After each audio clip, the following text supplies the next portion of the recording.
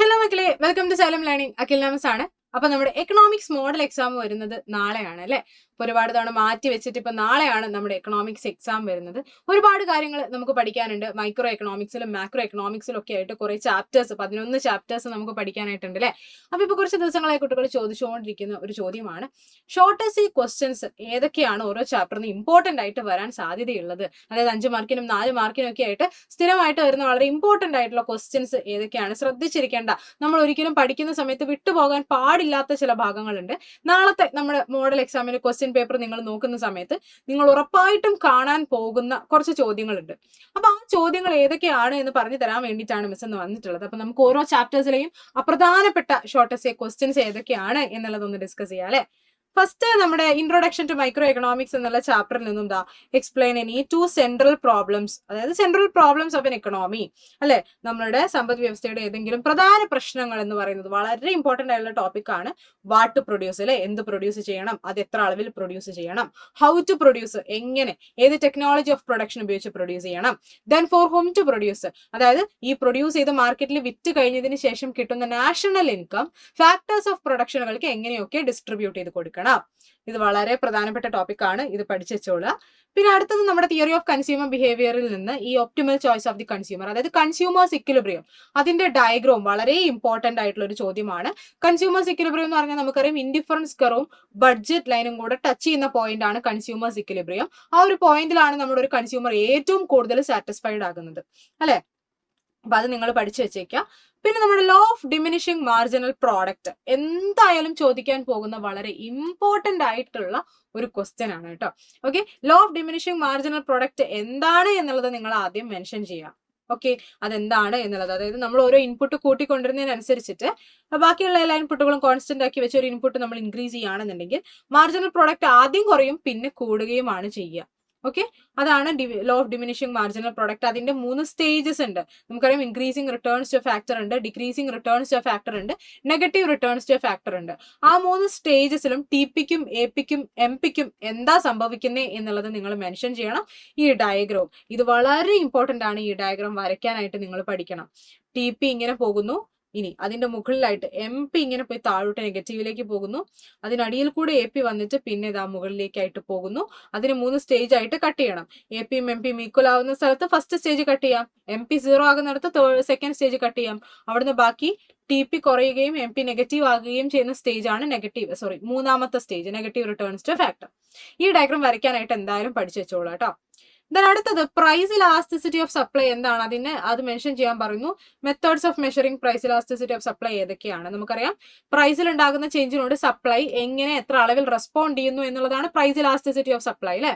അത് മെഷർ ചെയ്യാനുള്ള 2 മെത്തേഡ്സ് എന്ന് പറഞ്ഞാൽ പെർസെൻറ്റേജ് മെത്തേഡും പിന്നെ ഒന്ന് ജിയോമെട്രിക് മെത്തേഡും ആണ്. അവരത് ലിസ്റ്റ് ചെയ്യാൻ മാത്രമേ ചോദിച്ചിട്ടുള്ളൂ.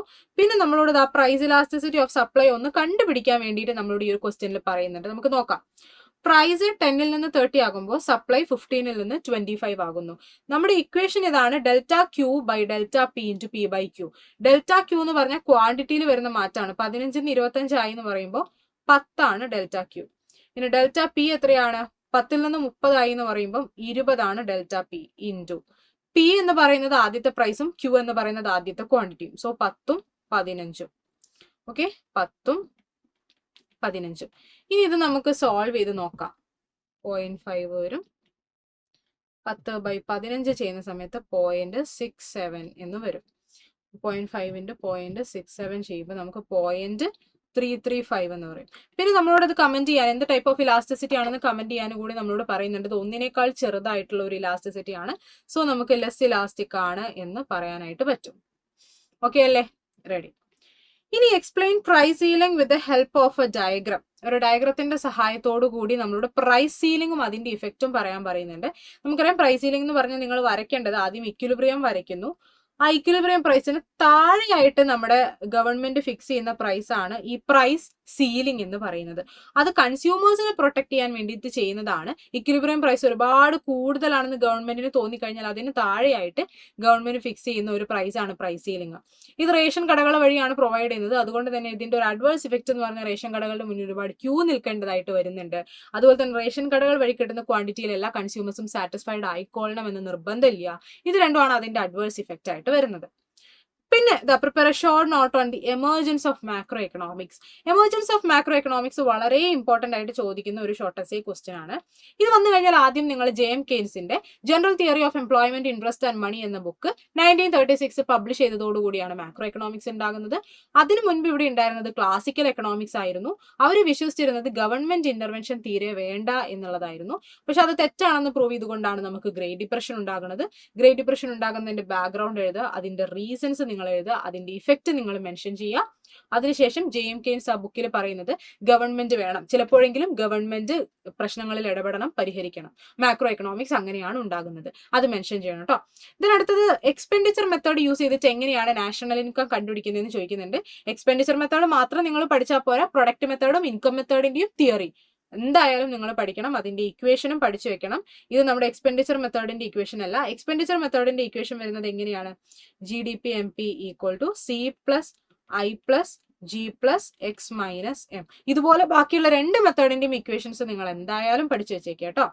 Then explain the functions of money. നമുക്കറിയാം പ്രൈമറി ഫംഗ്ഷൻസും ഉണ്ട്, സെക്കൻഡറി ഫംഗ്ഷൻസും ഉണ്ട് അല്ലെ. പ്രൈമറിയിൽ മീഡിയം ഓഫ് എക്സ്ചേഞ്ച് വരും, മെഷർ ഓഫ് വാല്യൂ വരും. സെക്കൻഡറിയിൽ store of value, standard of deferred payments, transfer of value. ഇതെന്തായാലും പഠിച്ചു വെച്ചേക്കുക. ഫംഗ്ഷൻസ് ഓഫ് മണി എന്തായാലും ചോദിക്കുന്ന ഒരു ക്വസ്റ്റ്യൻ ആണ് കേട്ടോ.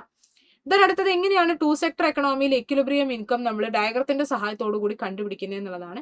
ഇതാണ് ആ ഡയഗ്രാം. അതായത് ADയും ASഉം ഈക്വൽ ആകുന്നിടത്താണ് നമ്മൾ ഇക്വിലിബ്രിയം ഇൻകത്തിനെ കണ്ടുപിടിക്കുന്നത്.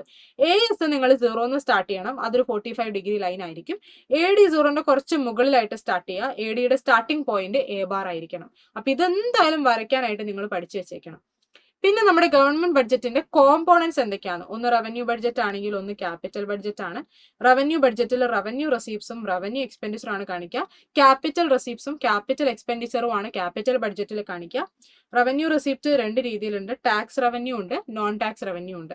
അങ്ങനെ ഈ കോമ്പോണൻസ് നിർബന്ധമായിട്ടും നിങ്ങൾ പഠിച്ചു വെച്ചേക്കാം കേട്ടോ.